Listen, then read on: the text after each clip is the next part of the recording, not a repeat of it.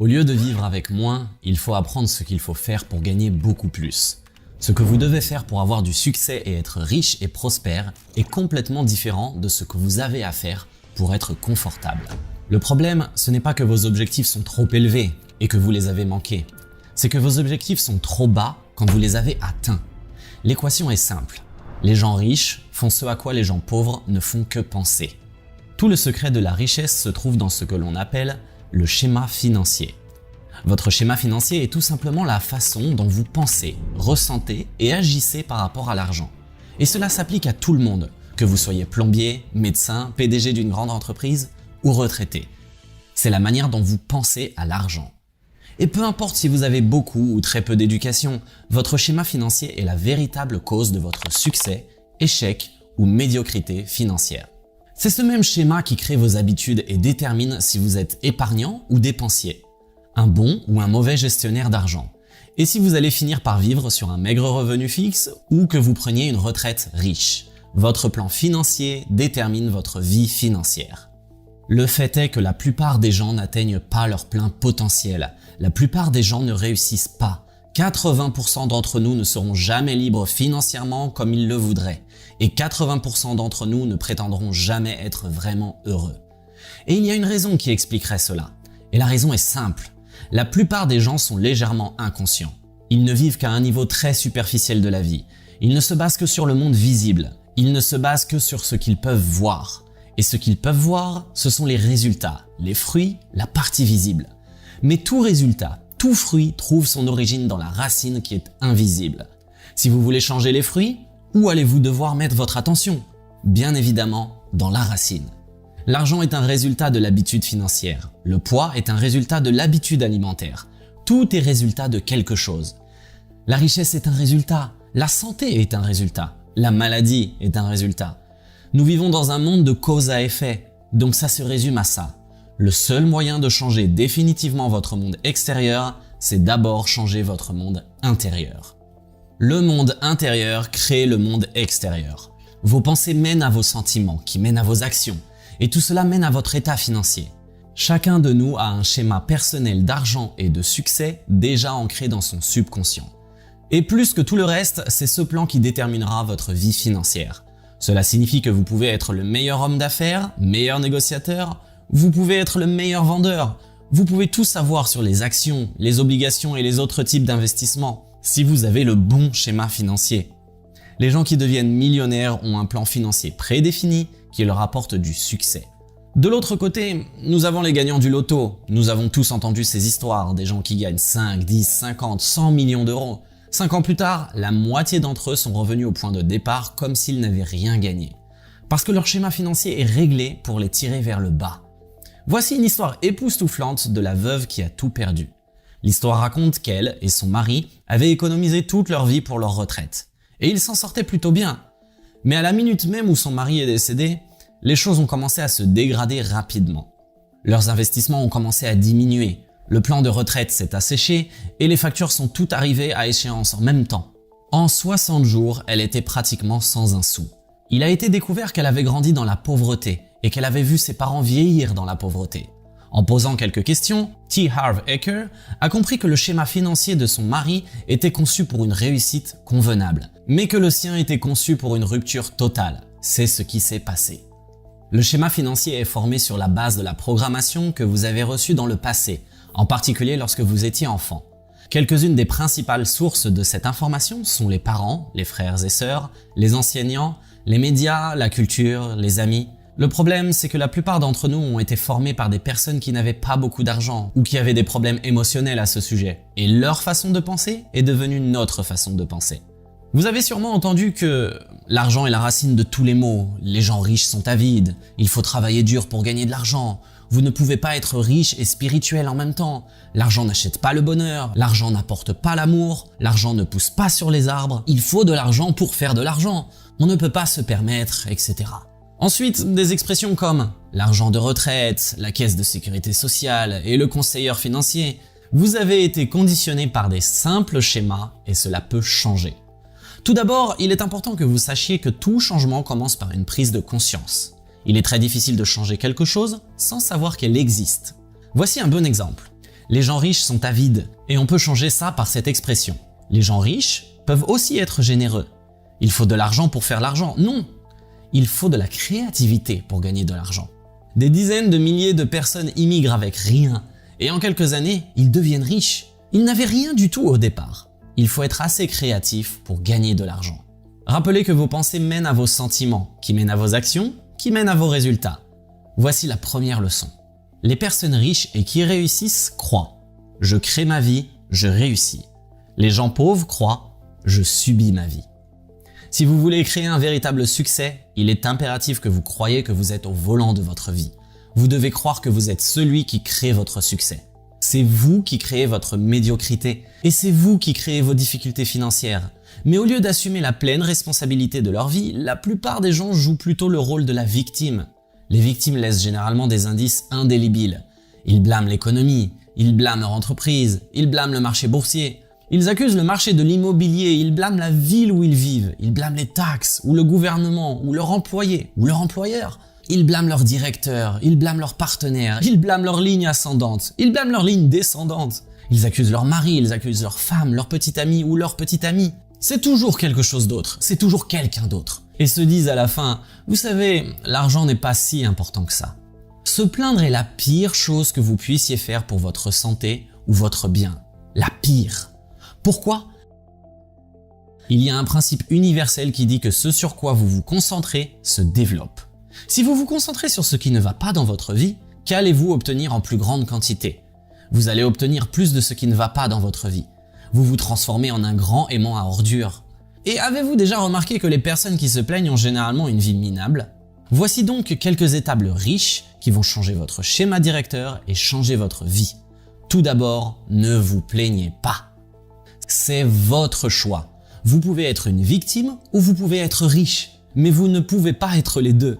Donc vous choisissez parce qu'à chaque fois que vous blâmez, justifiez ou vous plaignez, vous ne coupez pas seulement votre avenir financier, mais aussi votre bonheur et votre santé. Voici une autre étape en plus de celle-ci. Commencez à prendre l'entière responsabilité de tout ce qui se passe dans votre vie, surtout quand il s'agit de votre argent. Vous devez vous dire « Je suis l'acteur de mon succès financier ». Voici un exercice. Envisagez vos objectifs financiers en fonction de deux éléments.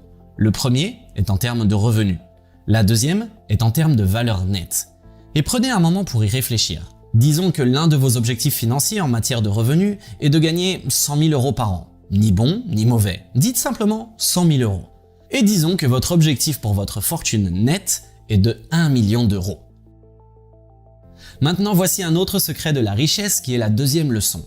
Les gens qui sont riches et qui réussissent jouent au jeu de l'argent pour gagner, alors que la plupart des gens jouent pour ne pas perdre. La plupart des gens jouent le jeu de l'argent de manière défensive, au lieu de le jouer offensif. En sport, chaque fois que vous jouez un match strictement en défense, quelles sont vos chances de gagner ce match ? Très minces et très inexistants. Et la préoccupation première de la plupart des gens sont la survie et la sécurité. Alors quel est votre objectif ? Quel est votre véritable objectif ? Quelle est votre intention ? L'intention des gens riches est de créer l'abondance. Alors que la plupart des gens, leur intention est d'avoir assez d'argent pour payer les factures ou juste s'en sortir. Ou encore cette phrase « Je veux juste gagner de l'argent et avoir une vie décente ». Et vous savez quoi ? Grâce au pouvoir de l'intention, c'est exactement ce que vous allez obtenir. Pas un centime de plus. Il y a des millions de personnes en bonne santé, incroyablement intelligentes, qui ont essentiellement échangé leurs rêves contre la sécurité. Et voilà le truc. Leur vie entière tourne autour de leur budget qui est totalement serré. Quelle façon de vivre quand votre budget vous dirige ? Tout ceci est un plan basé sur la peur. Pourtant, le fait est qu'il y a des douzaines, si ce n'est des centaines de seniors qui ont créé plus de richesses en seulement 2 ans, plus que ce qu'ils ont créé durant leurs 50 dernières années. Tout dépend de votre intention. Tout est dans la façon dont vous pensez. Le confort ne mène pas à la richesse. Ce que vous devez faire pour avoir du succès et être riche et prospère est complètement différent de ce que vous devez faire pour être simplement confortable. On sait tous que le confort ne mène pas à la richesse. De l'autre côté, si vous optez pour la richesse, vous finirez probablement par être à l'aise. Il y a un dicton qui dit que si vous visez les étoiles, vous allez au moins toucher la lune. La plupart des gens ne visent même pas le plafond de leur maison et ils se demandent quel est le problème. Le problème de la plupart des gens est le suivant. Ce n'est pas que vos objectifs sont trop élevés et que vous les manquez, c'est que vos objectifs sont trop bas et que vous les avez atteints. T. Harv Eker dit que vous devez réécrire vos objectifs financiers et il veut que vous ajoutez un 0 à chacun de vos objectifs. Pour l'exemple qu'on avait pris précédemment, au lieu de viser un revenu de 100 000 euros et une fortune nette de 1 million d'euros, visez plutôt un revenu de 1 million et une fortune nette de 10 millions d'euros. Et quand vous regardez ces nouveaux objectifs, comment vous sentez-vous? Quelles sont les pensées qui tournent dans votre tête? Combien d'entre elles pourraient vous mettre un peu mal à l'aise? Est-ce que ça pourrait être un peu effrayant, un peu irréaliste? 1 million d'euros par an? Une fortune de 10 millions de dollars? Qui en a besoin? Je vais me tuer en faisant ça. Je ne veux même pas essayer de le faire. Je n'aurai pas le temps pour autre chose. Je suis trop vieux. Je ne sais pas comment faire. J'enlèverai de l'argent aux autres en faisant ça. Quel que soit le but que vous vous fixez en regardant ces deux nouveaux objectifs, votre schéma financier est la seule chose qui vous empêche d'avoir de plus gros chiffres. Alors voici l'étape du changement. Fixez-vous comme objectif de décupler vos revenus et votre fortune actuelle. Et en vous fixant comme objectif de décupler vos revenus et votre patrimoine actuel, vous vous engagez à aider 10 fois plus de personnes que vous ne le faites actuellement. Et cela vous permettra non seulement de gagner beaucoup plus d'argent, mais aussi de donner un nouveau sens à votre vie. Nous avons beaucoup parlé d'argent et de richesse, mais la vérité est que beaucoup de gens n'ont jamais grandi avec le désir d'être riches. Ou à un moment donné, ils ont eu le désir de réussir financièrement, mais ensuite, ils ont en quelque sorte perdu la motivation. Alors pourquoi devenir riche?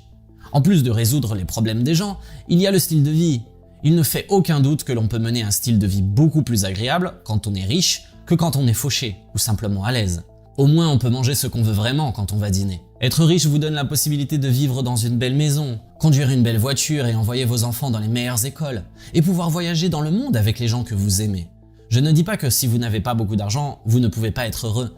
Vous pouvez certainement l'être. Mais voilà la chose, vous avez une vie.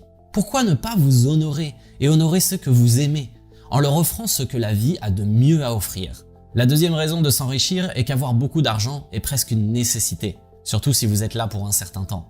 T. Harv Eker n'aime pas l'idée de devoir compter sur quelqu'un d'autre, comme le gouvernement ou une pension d'entreprise, pour prendre soin de vous. Donc encore une fois, au lieu de vivre avec moins, apprenez ce qu'il faut pour gagner beaucoup plus, par le biais de revenus actifs, de revenus passifs et de revenus d'investissement. La raison suivante pour être riche est de savoir qui vous devez devenir en termes de caractère, d'état d'esprit, d'habitude, pour avoir suffisamment de succès dans n'importe quel domaine afin de créer de la richesse. Tout d'abord, fixez votre intention de faire un don d'au moins 100 000 $ par an à des personnes et des organisations en lesquelles vous croyez et qui sont dans le besoin. Cela vous permettra non seulement de contribuer aux autres, mais vous donnera la raison parfaite pour vous enrichir. Voici un autre secret de l'esprit millionnaire. C'est un gros secret. Les gens riches et prospères admirent et prennent pour modèle d'autres personnes riches et prospères. Et que font la plupart des autres personnes? Ils leur en veulent pour rien du tout, n'est-ce pas? La plupart des gens regardent la réussite des autres avec ressentiment, jalousie ou envie, ou bien ils ricanent et disent « Oh, ces abrutis de riches ». Les gens riches et ceux qui réussissent pensent deux choses en même temps. Par exemple, ils pensent « Je suis riche et je suis généreux en même temps ». La plupart des gens qui ne réussissent pas pensent une situation à l'exclusion de l'autre. Je suis riche, donc je ne suis pas gentil. Je suis riche, donc je ne suis pas aimable. Je suis riche, donc je ne suis pas spirituel. Je suis riche, donc je n'ai pas de temps pour ma famille. La vie est le jeu le plus facile sur Terre. C'est votre histoire, c'est votre livre. Vous écrivez le scénario. Chaque jour, vous voyez, c'est vous qui tenez le marqueur. Vous tenez le stylo, vous tenez l'outil qui crée votre vie. Et chaque matin, vous décidez de ce que vous allez créer aujourd'hui. Vous commencez par une toile blanche. Et la seule raison pour laquelle nous continuons à dessiner la même chose encore et encore, c'est parce que nous oublions que nous avons le choix de recommencer chaque jour. C'est votre vie, vous en avez le droit. Et vous avez le pouvoir de la concevoir comme vous le souhaitez. Vous pouvez choisir de vous engager dans la réussite financière tout en réservant du temps pour vos amis et votre famille et en préservant votre santé et vos croyances spirituelles. Vous le choisissez simplement et vous organisez votre vie de cette manière. Ça ne vous dépasse pas, vous pouvez le faire. Il n'y a personne qui vous en empêche. Tout d'abord, engagez-vous à façonner votre vie comme vous le souhaitez. Fixez une intention sur la façon dont vous voulez que votre vie se présente dans tous les domaines. Mettez l'accent sur l'argent, les affaires, la famille, les amis, la forme physique et le plaisir. Ensuite, élaborez une stratégie de gestion du temps qui vous permettra de tout équilibrer. Rappelez-vous, il s'agit de l'un et l'autre, pas de l'un ou l'autre. Donc à chaque fois que toutes les alternatives vous sont présentées, la réponse à tout est « pourquoi pas les deux ?» Voici une déclaration importante qui va solidifier le fait que ce n'est pas une mauvaise chose que d'être riche. Dites-vous je peux être gentil, aimable et vraiment riche. Les gens riches et qui réussissent sont plus grands que leurs problèmes, ils sont au-dessus. Mais les autres gens sont plus petits que leurs problèmes. Le secret du succès, mon ami, n'est pas d'essayer d'éviter ou de se débarrasser de ces problèmes, c'est de s'épanouir afin de les surmonter. C'est pourquoi vous devez continuer à apprendre et à vous développer. Il y a un principe universel qui dit ceci: à tout moment, soit vous grandissez, soit vous mourrez. À tout moment, vous êtes soit en train de grandir, soit en train de mourir. Si vous avez une plante ou une fleur chez vous et que ça ne pousse pas, elle est automatiquement en train de mourir. Il en va de même pour nous. Cela inclut ceux qui sont déjà riches, ainsi que ceux qui ont déjà pris leur retraite. Vous devez continuer à avancer. Vous devez continuer à vous développer. Vous ne pouvez pas vous laisser aller. Alors voici un autre point important, continuez à apprendre. Les gens riches et qui réussissent sont prêts à apprendre et à grandir. Le succès laisse des indices. Alors allez à votre bibliothèque publique. Lisez des livres, suivez des cours, des séminaires, écoutez des programmes audio sur l'argent ou le développement personnel. Vous devez vous entraîner pour réussir. Vous pouvez apprendre à réussir dans n'importe quel domaine, y compris l'argent, les affaires et toute forme de réussite que vous choisissez. Voici une affirmation que vous devez répéter chez vous. Je suis plus grand que n'importe quel problème. Je pense que je peux gérer n'importe quel problème. Je peux me développer et apprendre le chemin du succès. Maintenant, qu'est-ce qui empêche généralement de passer à l'action? La peur. Et combien sont d'accord pour dire que la peur, le doute et l'inquiétude sont parmi nos plus grands obstacles, non seulement au succès, mais aussi au bonheur. L'une des plus grandes différences entre les riches, les pauvres et la classe moyenne est que les gens qui réussissent sont prêts à agir malgré la peur. Et la plus grande erreur que commettent la plupart des gens est d'attendre que le sentiment de peur s'apaise et disparaisse avant d'être enfin prêts à agir. Et ces gens attendent généralement pour toujours.